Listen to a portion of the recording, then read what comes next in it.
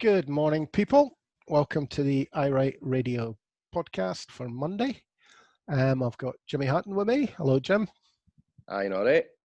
And Stuart Lockhead. Hi, Stu. How's it going? How you doing, Norrie? I'm fine. Today's going to end up being, apart from Nicola Sturgeon's press conference, which appears to be back to 5 days a week at 12:15. It's really going to be a newspaper report. We've had stuff from Ruth Wishart, Kenny MacAskill, although that was a blog piece for Wings. Mr. Bell has been answering George Kerevan in the National, and lots more. So I think you'll really be getting a newspaper report today, guys. But we'll start with the press conference. Jimmy, did you catch it all? I caught most of it, mate, yeah. It almost caught me unawares because I was still thinking Tuesday to Thursday, but there we go, I managed it. And I thought it was informative as usual. Figures are still looking not too bad, although the new cases are ticking up a wee bit, but then we did kind of expect that when indoor spaces in pubs and restaurants and that, it was always likely to be, and it's a pretty small uptick, even with the slight cluster that they appear to have found in Aberdeen.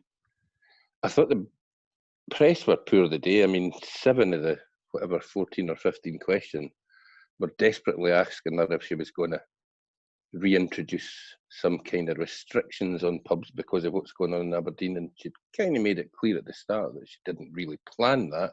And then you had the absolute horse's arse. I mean, horse's butt of the day award goes to Tom Peterkin from the Press and Journal, who effectively said, now, I know you've said you're not going to speculate, but will you speculate for me on information that you didn't really know about yet? Which I thought was laughable, but there we go. I've got a theory about the Aberdeen outbreak. Mm-hmm. It's all these northeastern Tories gone out to celebrate the new leader of the Scottish I'm putting up Tories. I'm putting up a constitutional excuse for us not to discuss the Tories today. Mm-hmm. And what's the constitutional excuse? Well, we do it every day. Well, we've got to. They run the country, Stuart.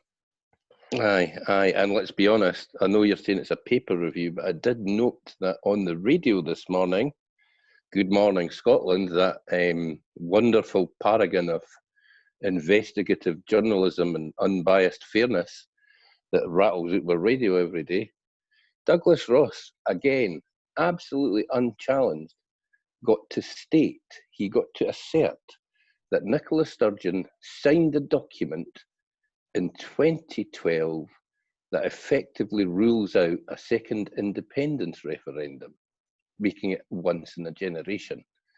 That's absolute nonsense, and he said it completely unchallenged because the BBC, they're not going to challenge the new rotten ref, the new leader of unionism in Scotland, are they?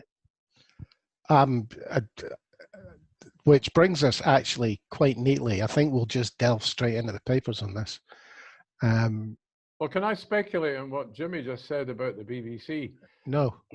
When the day comes and there is an uprising because the people of Scotland get fed up with being a colony, the first place to go up in flames will be Pacific Quay. I didn't think we'd waste such a wonderful building, Stuart. I think we might just go in there and toss them all out and take over. As Granny Weatherwax used to always say in Terry Pratchett books, there will be a reckoning. Yes. Okay, you're right there. It'd be better off to take it over. Okay, what can we burn down? We can't burn anything down, Stuart. It's our country. Why do you burn your own country? God, you so much want a revolution, don't you?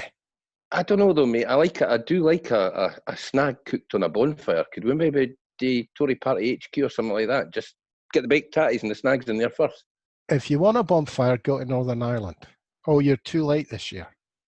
They weren't allowed to have them anyway. Tory Party HQ will do. Even that's a lovely building. I know it's in. Was it? It's not the building's fault. It's full of knob ends. Well, we'll just we'll not do the building. We'll just take all their files out the back. We'll keep the secret ones because obviously we want to peruse through the secret ones and find out all the stuff that they kept hidden under the carpet and that. But the rest of their membership lists and stuff like that, we can just take it out the back green and have a bonfire. And the best thing to do with it, because if we get our independence, the number of Tories that will claim they were for independence will be unbelievable. Oh, God, including Ruth Davidson and Douglas Ross. I'd imagine that Ruth Davidson could be a candidate for the world backtracking record. She could overtake Usain Bolt going backwards once independence happens, mate. Does she not already hold that record? Stuart, sorry. No, I've got nothing left to say. Not on this subject. I'm deep in trouble. Okay, so the theory George Kerevan, Peter Bell are both espousing today is that Ruth and Dougie are the dream team for putting the boot in on behalf of the union. Our thoughts on that, gents? Oh, can I start? Because it opens with a paragraph that I don't agree with. The Tories are rattled now. Sorry, who is this? Well, you said it was George Kerevan. Right, aye, but I mentioned Peter Bell as well. So. Oh, that's true. No, George Kerevan opens with a paragraph that even Peter Bell doesn't object to, but I do. The Tories are rattled, and how? They are rattled by COVID-19. Boris is flip-flop, da-da-da. They are rattled. Above all, the Tories are rattled by the growing cracks in the union. Now, I'm sorry, I've been reading other stuff over the weekend, and this is London-based stuff.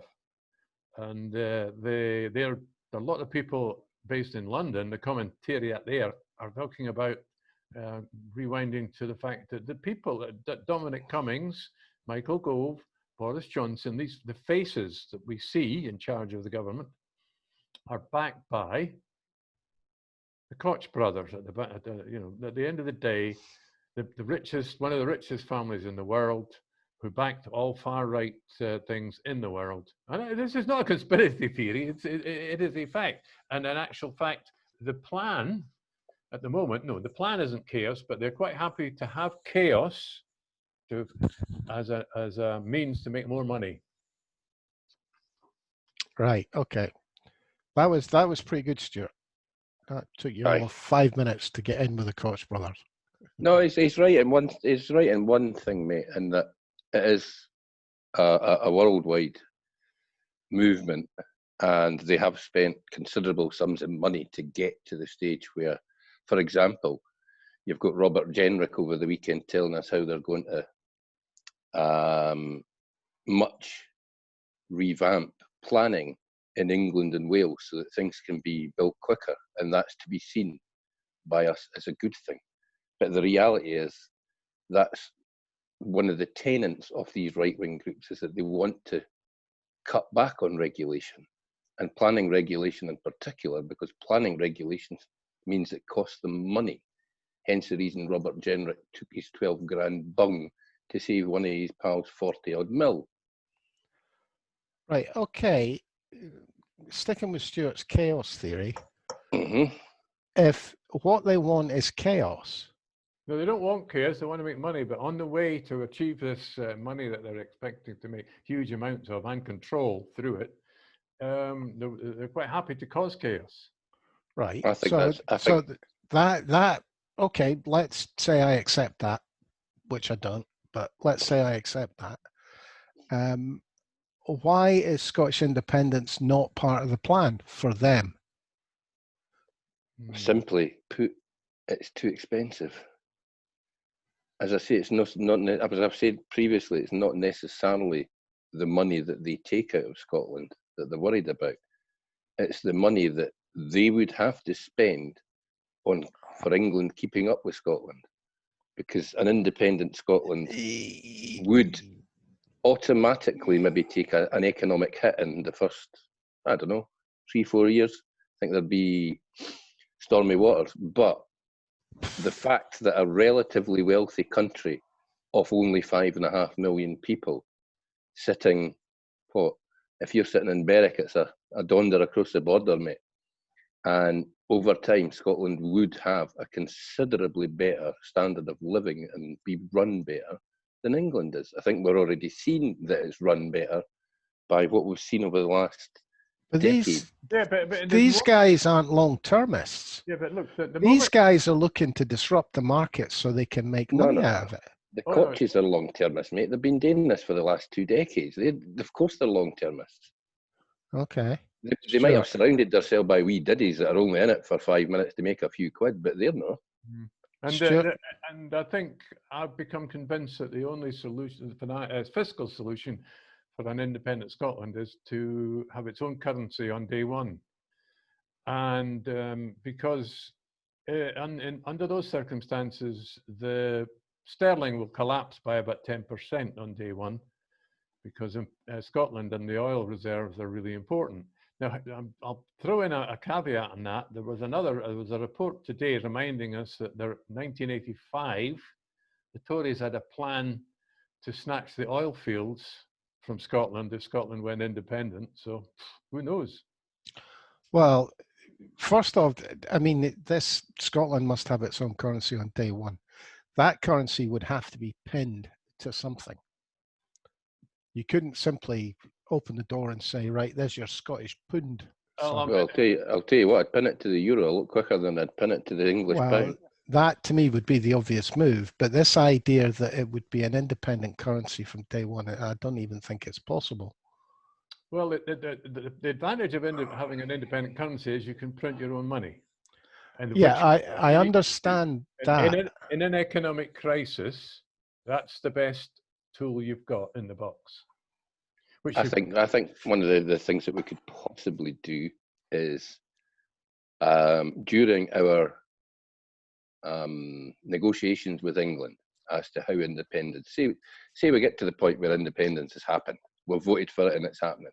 During our negotiations with England, don't you think it'd be a good idea to approach the European Union and the European Central Bank and say, listen, we're going to launch a currency. We'd like to pin it to the euro.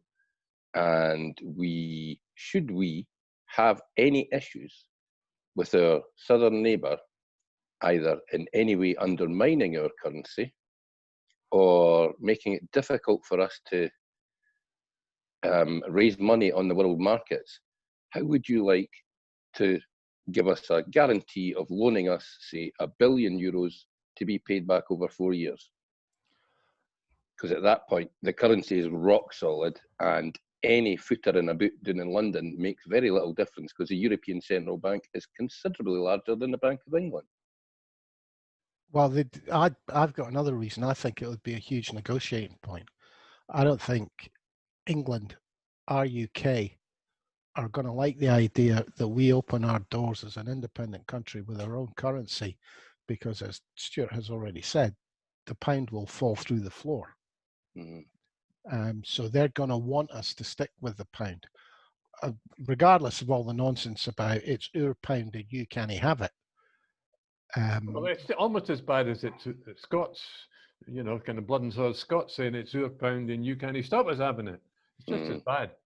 Well, I mean, the fact of the matter is, if we want to use the pound, we can use the pound. It's a free trading currency. I mean, the blood and soil Scots are quite right. There's nothing Westminster can do about that. Yeah, but it's just modern monetary theory is now focused entirely on look what's happening right now with the pandemic scandals. All over the world. People are printing money. Aye, and it's no having this massive inflationary effect that printing money had back in the 70s. Because it was printing money back in the 70s. In a way, back in the 20s with Germany. I mean, it's not. Well, we need to stop talking about printing money and start talking about pressing keyboards. Aye, creating capital. Because that's what it is. And I'm very glad you finally jumped on the modern monetary theory bandwagon with us too, Stuart. Yeah, well, now, can we go back? Sorry, Jimmy. No, I was just going to say, can we go back to this myriad of articles? I mean, the National itself had about 5 or 6 that were pretty entertaining this morning. Ruth Wishart had a couple of interesting things to say, like you say, George Kerevan. Oh my God, the fact that Kenny MacAskill's now a regular contributor to Wings is a strange one. We could get a half-hour discussion out of that on its own, given how popular Wings must be in, is it HQ still Charlotte Street? North Charlotte? It's 7 Jackson's Close, I think it is, or Wine. Oh, right, aye, they'll have moved down nearer Holyrood, of course. Of course they have. Aye, that's right. I've been there. I should know that. Yeah, I think Kenny's kind of putting himself up as an alternative to the, shall we say, accepted leadership. Aye, I think it's interesting that he's embraced the Wings platform, which it's still very, very well visited, shall we say. And today he was talking about marches, which it obviously plays well to the masses, doesn't it? Well, funnily enough, I mean, Wings has never been a great supporter of marches, and I was reading the article, and I hadn't looked to see who the author was, so I thought it was Stu Campbell's work. Mm-hmm. And I was getting a bit confused because get out, door knocking, that used to be my position. My position is now that we should be marching to get a visible presence on the streets. And I went, yeah. So I went to the top of the article and, it's Kenny MacAskill. Mm. But there does seem to be a move amongst a section of the SNP hierarchy, or well-kent faces, put it that way, that we need to get the independence banner unfurled and flying again, because the Unionists are obviously stepping it up. Well, look, I don't think it's up to the SNP hierarchy, certainly, to get all their ducks in a row, because there's only one left actually floating this week. I mean, everybody that's got any sensible article around is saying, look, I've summed it up. You've got a mutiny in the army, and people got to stop blaming the soldiers. I don't think there's a mutiny, though, Stuart. I think, like a lot of people, you're reading too much into what appears on social media. I think it's an absolute certainty that should the SNP put anything relatively strong in their manifesto for next year about independence and getting us there within a year or two of that election, everybody steps back into line. It's just the fact that people have got nothing to talk about, they've got nothing to campaign about now, so there's an awful lot of navel-gazing going on, and it doesn't help when you get particular characters on the NEC and whatever that are up to their lugs and machinations, shall we say. I think that was a disastrous move by the NEC last week. I think when the Tories were looking at what, since 2014, we've had 3 prime ministers, 2 general elections, a Brexit thing. The Tories were eating themselves. They'd had a leader that had just lasted 6 months, and then the NEC goes and shoots the SNP in the foot. I thought today was the day for Nicola Sturgeon, actually, to show real leadership and take control of what's going on. And I'm a bit disappointed that, I know it was a COVID press of the day, but I'm a bit disappointed that she didn't slap a few of them back down into place. Look, can I just ask a simple question? Given that she is the First Minister, she isn't actually the Chief Executive of the SNP, maybe it's time for Peter Murrell to step out of the shadows and show some leadership. No, mate, because he never has in the past. Why have we ever needed a chief executive to do anything? The leader of the party has always been the focal point. I still have a real problem understanding people that are crying out for a change to a strategy that's put independence on 54% and the SNP on 50%. I don't understand why people can't step back and go, oh my God, what a successful political party this is, for all their warts and scars. I think it's mainly because we have a unionist media, and anything, I mean, as I say, I think the NEC decision was a disaster. But before that, any little thing that happens in the background of the SNP is made out to be a huge thing. How many civil wars have we had in the last 2 years whilst they've been growing in the polls?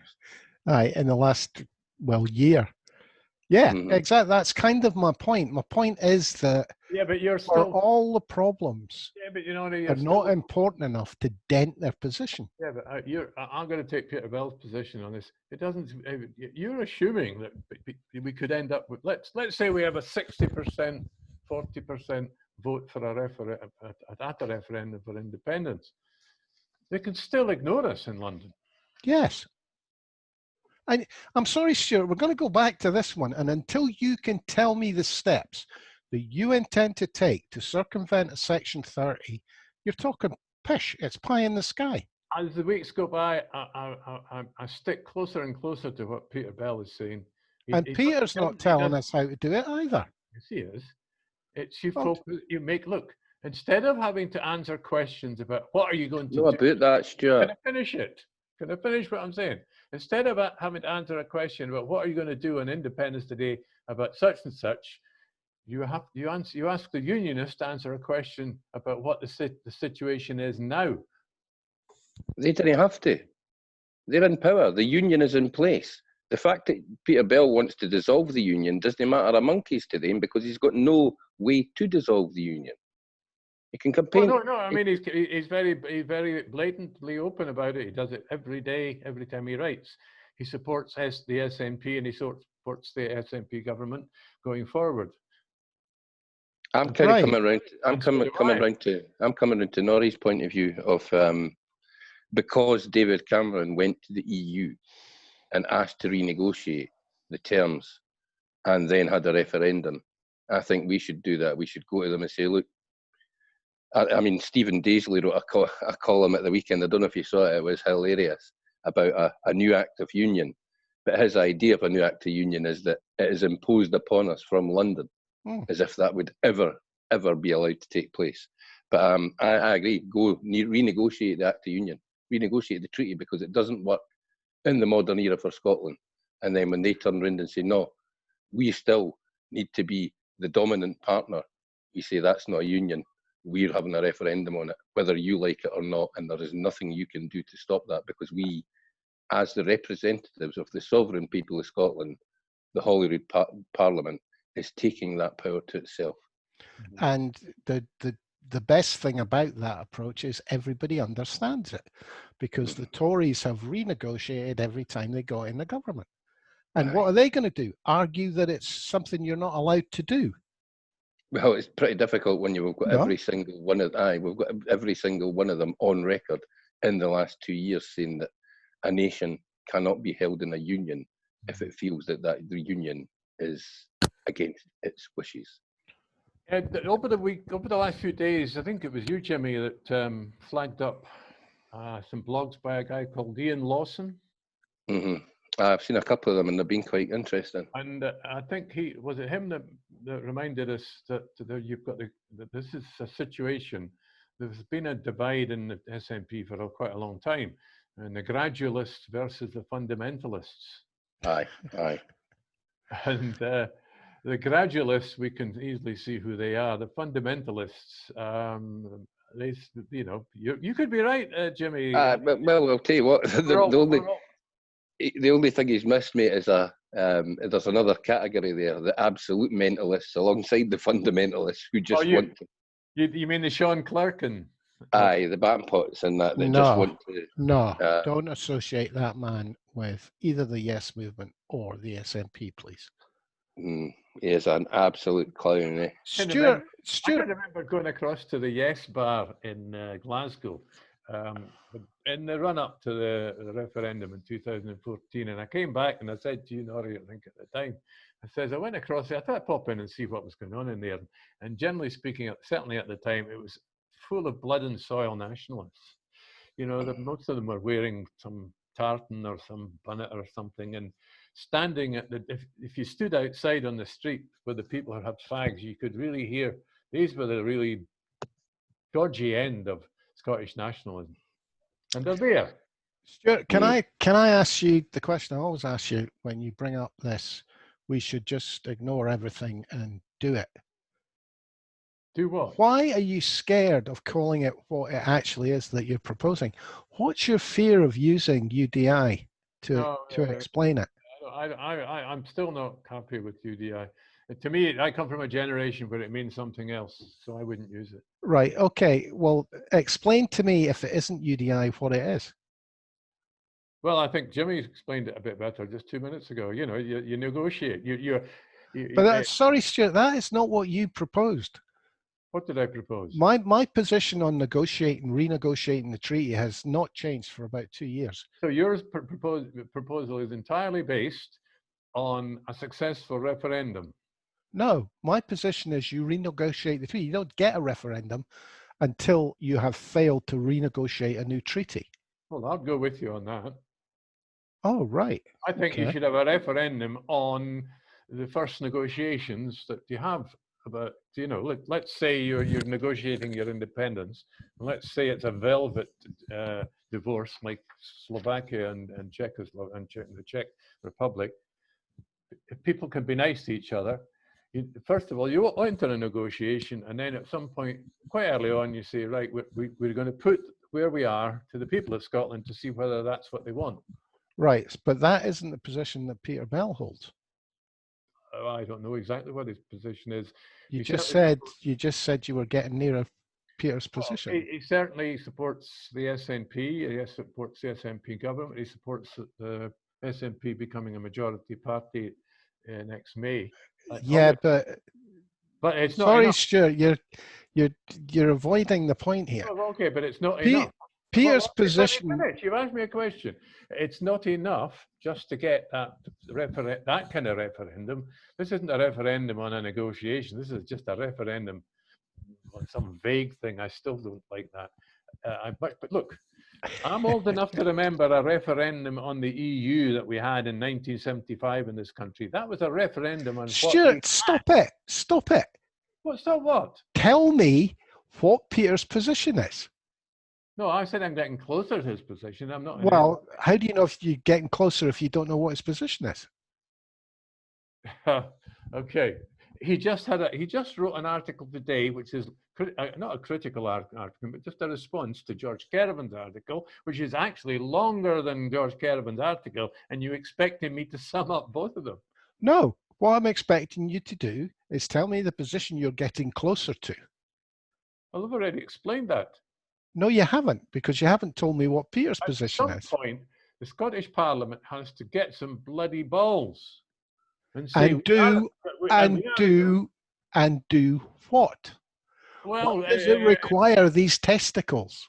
Call the people out onto the streets, And that isn't going to be called UDI. I have no idea what you call it. So UDI, we all saw what modern UDI looks like, because we watched it announced in the Catalan Parliament, did we not? Only a few years ago. No. The Catalans declared independence, mate.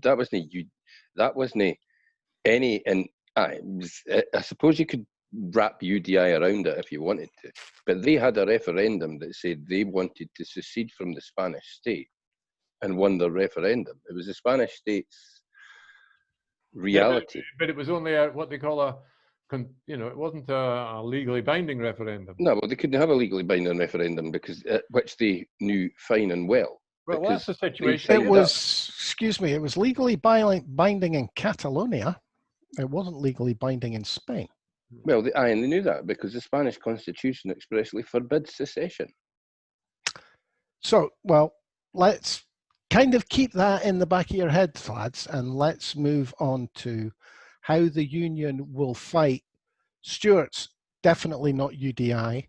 My renegotiate the treaty. I'm with you and renegotiate the treaty. Well, you've changed your position twice so far in this conversation. I think that's just your perception, young man. Jimmy, your position is? Yeah, I'm kind of coming around to yours about the renegotiation, just particularly because it's easily explained to the people that it's exactly what Cameron done with Europe. And I think it's the only way I can see round the Section 30 thing. Yeah, it also gives, it still would have to be a big leap for the Scottish Parliament and for the leadership of the SNP. They would have to grow some testicles, as Stuart put it earlier, and actually turn round to the UK government and say, look, this doesn't work. Well, it needs This to be. cannot remain the constitutional position. Well, Jimmy, And frankly, it needs to be you in the have to. manifesto. Yeah, I think you're probably right. Some kind of commitment towards it. But what they have to do is insist that there is a constitution written Oh, for the United Kingdom, perhaps, and then tell them that we're not going to sign up to that constitution.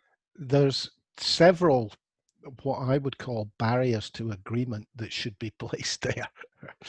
I want independence. I don't want a new treaty. Therefore, I would like to see constitutional matters being moved to Holyrood. Yeah, I think that's the one thing which that is a complete no-no. You know, aye, that's the one thing that Peter Bell's getting right, though.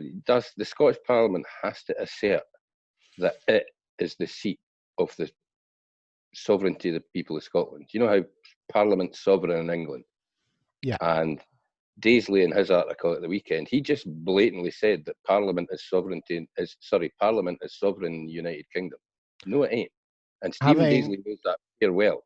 Having totally ignored the vote at Westminster, not Holyrood, the one at Westminster that underwrote the sovereignty of the Scottish people. Aye. Do you know that Scotland's not the only European country where for example, the king, there is no such thing as a king of Scotland. There's a king of the people, the king of the Scots. Yeah.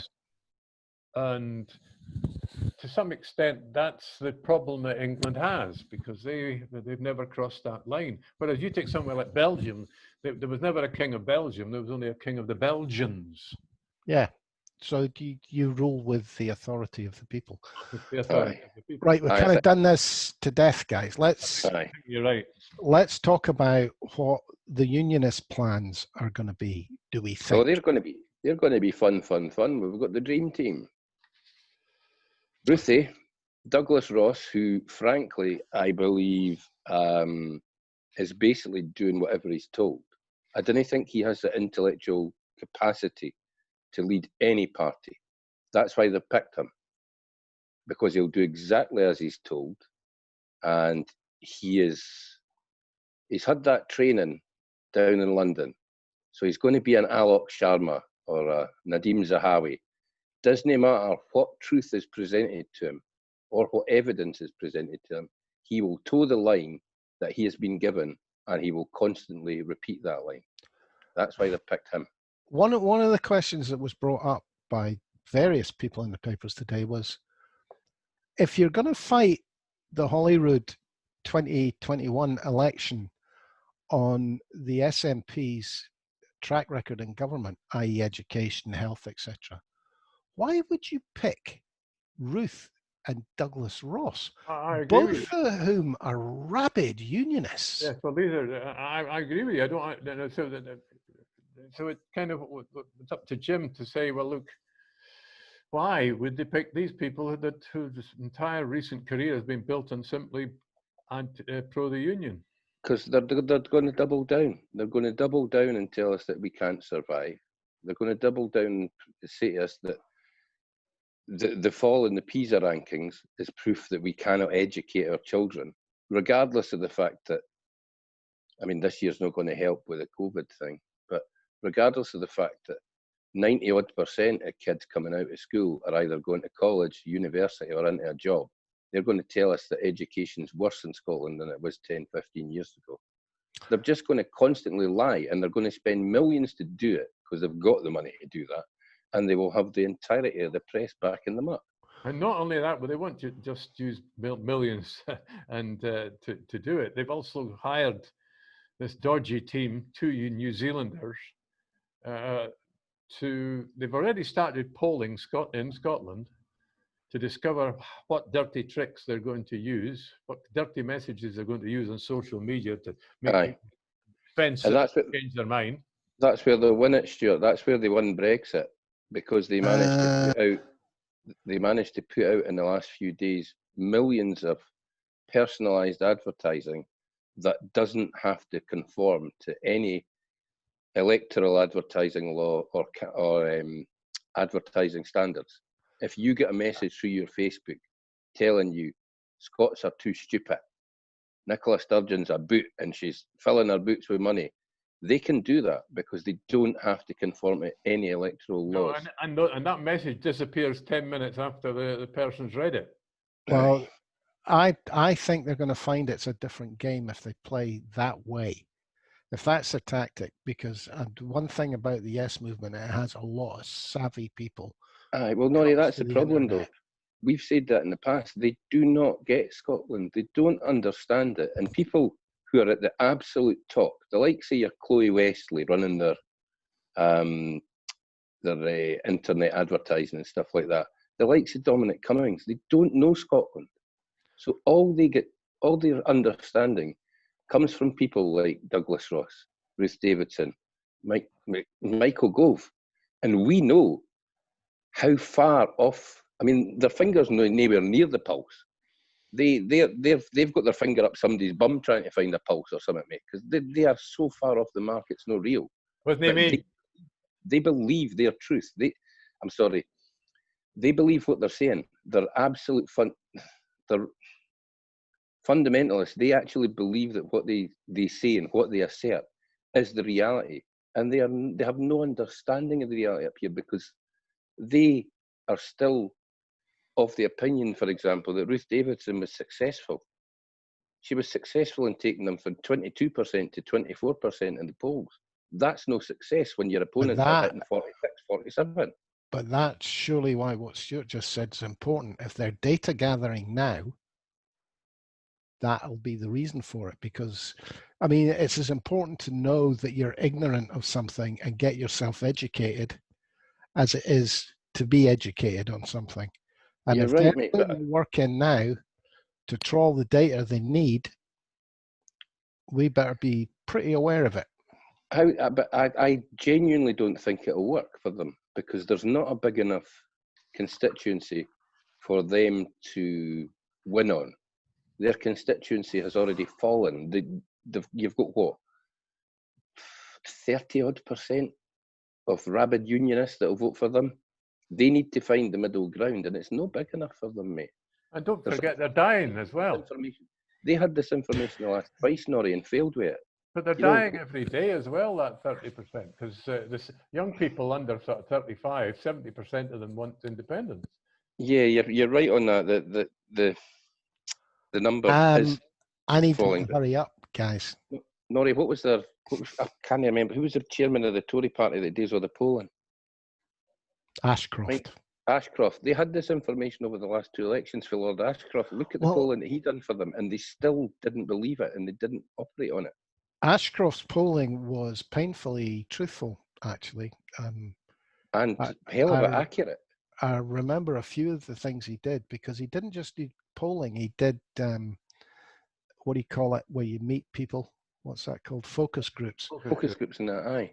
And kind of combined it all to come to a figure. And some of it was scarily accurate, as you say. Mm-hmm. And that's what Cambridge Analytica came out of. It was taking a look at what Ashcroft was doing and going, you know what, we can do this even more accurately online. The problem is, I genuinely don't think there are enough unionists for them to win. I think they're fighting the wrong. I'm glad for it. I'm delighted. I think they're fighting the wrong campaign. Do we think that the British government will do anything about Facebook online electoral advertising in order to benefit their position? They don't need to. I think they're very much a beneficiary of Facebook's very lax approach to cracking down on any skullduggery on their platform around politics. So we've decided it suits them. I think it kind of suits them, mate. It certainly suited them for the Brexit campaign, didn't it? You didn't know the guy, but there was a friend of ours, Mr. Grant, who is unfortunately no longer with us, a rock solid independista, always thought that there should have been a fund put together to do the Cambridge Analytica thing for the independence movement. Do you think that would be an acceptable move for the Yes side? To employ the same tactics? I was kind of hoping that that's what Progress Scotland was about, mate. given how little polling they've actually produced, I was kind of hoping that that's what they were doing, that they were looking into exactly how to use the internet to best advantage come the next campaign. See, but that becomes a bit like having the confidence that, well, I'm not sure what's going on, but I'm sure they've got a secret plan to succeed. No, that's sure. Now, but let me just finish, because it's not a long one, this. But back in, say, 2012, 2011, we were told as activists that the SNP had a very state-of-the-art web-based data gathering system. Do you remember that? Yeah, and they did. Well, how much good did it do them? But it was associated with a door knocking. Well, sure, you say how much good did it do them, but other than losing the referendum in 2014, they've won every bloody election by a country mile. Mm-hmm. What they had was an app that allowed you to input data in real time from information gathered on the doors. That's right, on the door. You're right. I know. I remember the creepy weirdo that was behind it all, but let's be honest, things have moved on a hell of a lot in the last few years. Well, Jimmy, it was what everybody does. It was just, it was done more quickly because it was digital, and that then allowed you to go back to a door with an answer to a question that had been asked. You're right. So it was pretty sophisticated for the time, but it'll have been superseded by other systems. Exactly, compared to the dirty tricks that we've discovered that there was, well, it was Leave and the Trump organization have used. It was nothing like that. It was traditional politicking and campaigning made easier and more effective by the digital platform. Aye, as I say, mate, I was hoping that we might have got something more out of Angus Robertson's wee pet project, but it would appear not. We certainly didn't get useful polling out of it. I think I can remember 2 pieces of information that came out of Progress Scotland. That's it. And again, Alex Grant's big bugbear was, where is your false news system? Where's your rebuttal system? Aye, and they've been telling, but I'm sorry, mate. I'm pretty sure since certainly 2017 was the election that was a bit disastrous, but they lost a lot of seats, wasn't it, 2017? Yeah. And certainly since then, that's 3 years. So by next year's election, you'll be talking 4 years. People have been saying, look, this rebuttal system needs to be in place, and people need certain bits of information so that when something's chucked in their face, like, as I say, Douglas Ross this morning, I mean, all right, you're not going to get the BBC questioning him on that. But if he says that on any TV programme where there is an SNP representative, immediately you fire back at him. You're lying. You're absolutely lying. Show me the piece of paper that she signed. Jimmy, it's worse than that. When you think about it, in the last couple of years, if something is outrageously said, social media or on the news, who ends up rebutting it? It's Nicola Sturgeon herself that tweets about it. They don't seem to have a department to handle it. Which actually is no bad thing, but they do need a setup. They need people trawling every newspaper article, every interview on the telly, picking this stuff up, and basically just putting out a list. Today on BBC Breakfast Time, blah, blah, blah, said, this is not true. Here's the link to the actual document. Well, look, you've got to give Robertson, talking up Scotland. It's a bit hard here and there at times, but he makes a big effort. It should be. I'd agree, but he makes hell of a bad mistakes, mate. When he makes a mistake, he makes a howler.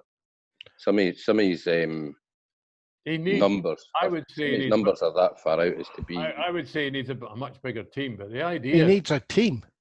You're probably right, and we're all talking for the same hymn sheet here. For a party that prides itself on its professionalism and its campaigning, it's a glaring error that needs to be sorted out post haste. On that, I think we've kind of done it to death today, boys, unless somebody's got something they absolutely need put out there. And silence was the answer. Jimmy? Well, I was just going to say, exam results tomorrow. That, I meant to mention that myself. So Because here's hoping that everybody gets what they want, or, well, everybody's not going to get what they want, but a large percentage of people do. And here's hoping it doesn't turn into a sad bun fight where you've got, I mean, seriously, what are we expecting? 9:30 in the morning or something? Will that be the first Tory on there telling us that it's been cocked up by the Scottish Government and the SQA? this will be the indicator of what Mr. Douglas Ross and Ms. Ruth Davidson intend to do. This will tell you the story of the 2021 election. I think they'll get in with a packet of boots. If they've got any sense, they'll have worked out the percentage, so they can work backwards from the last recent decent percentage figure, whatever the Tories are going to grab, and make sure that the result this year is very close to it. I'm going to hope that you don't think the Scottish Government has got anything to do with the exam results. Aye, me I know. It's the SQA, and given, I know one person that works there, so I can't talk about the whole organisation, but she's a bloody genius. So based principally on that, and given the fact that she's worked there an awful long time and has an awful high regard for her colleagues, I would venture to suggest that when Ruth and Dafty, the rotten ref, jump in with their tackety boots tomorrow, I would hope that the SQA are ready to slap them about like the huddies that they are. I'll probably get my ear clipped from my big sister, because she used to work there as well. I'm going to spend a little bit of time just trying to formulate the Herald headline. Egypt's past, geniuses fail. Something along those lines. Okay, guys. Thanks, Jimmy Hutton, for being on today. Thanks, Stuart Lockhead, for being on. Bye-bye. I'm Norrie Stewart, and thank you all for listening, and we'll catch up with you tomorrow, which is Tuesday, I think. And if the papers are anything like today's papers, we'll have a lot to talk about. Well, it's certainly no, what's it, the silly season. It's no silly season here in Scotland at the moment. No, it isn't. No, it's all been quite serious stuff. Well, serious for those of us who are independents anyway. Cheers for now, folks. And as I said, thanks for listening.